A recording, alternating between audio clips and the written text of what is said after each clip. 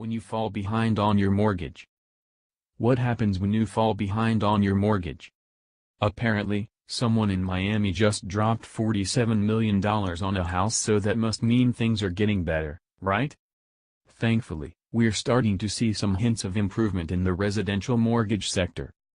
But what does the bank do if you're barely hanging on, and are still a little behind, or maybe still a lot behind, on your mortgage? First, it depends on your definition of behind. It may not be the same as the bank's definition. Not shocking. Let's examine. 1 to 15 days late. Most companies allow a 15-day grace period before tacking on any additional fees. I know that, being self-employed, my mortgage company calls me on the 2nd of the month if I didn't pay on the 1st, but there's nothing to worry about if you're behind less than 15 days. No big deal. That's why they call it a grace period. 15 to 30 days late. If you're in that 15 to 30 day time frame, prepare for a ton of telephone calls from your mortgage service provider, probably between 2 and 4 a day. You'll also begin receiving letters reminding you that if you forgot to pay your bill, now would be the perfect time to make that payment. Back when my income was very unsteady, a sneaky trick my mortgage company would pull was to send out another bill insinuating that I was 2 months behind and that if I disagreed with them I should call ASAP. Sneaky snake oil salesmen they were. During this 15 to 30 day period, if you can't pay, don't worry about the phone calls. You'll have to pay a small late fee of some kind, but there still won't be any damage to your credit report.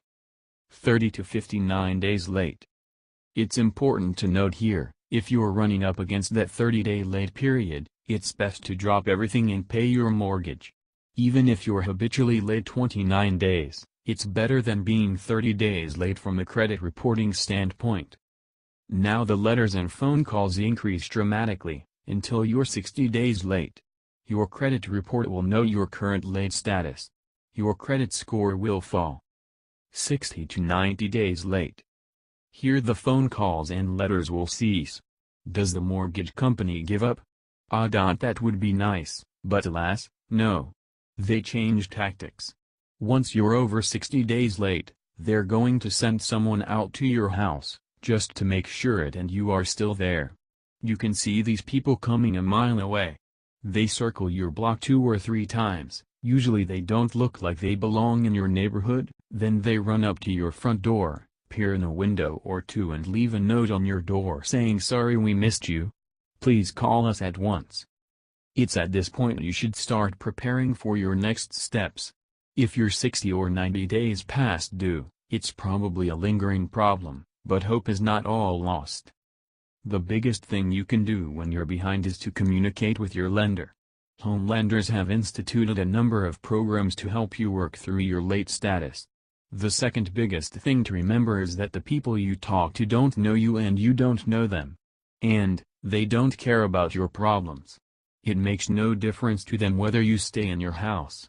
They're 1,000 miles away in a cubicle.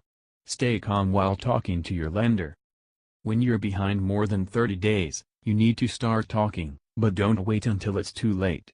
Call your mortgage company, explain your personal circumstances, and begin laying the groundwork to solve the problem. Can you pay the late payment over a couple of months? How about rolling that payment to the back of the mortgage? Can they waive a fee or two? Sometimes they will, sometimes not. But you'll never know if you don't ask.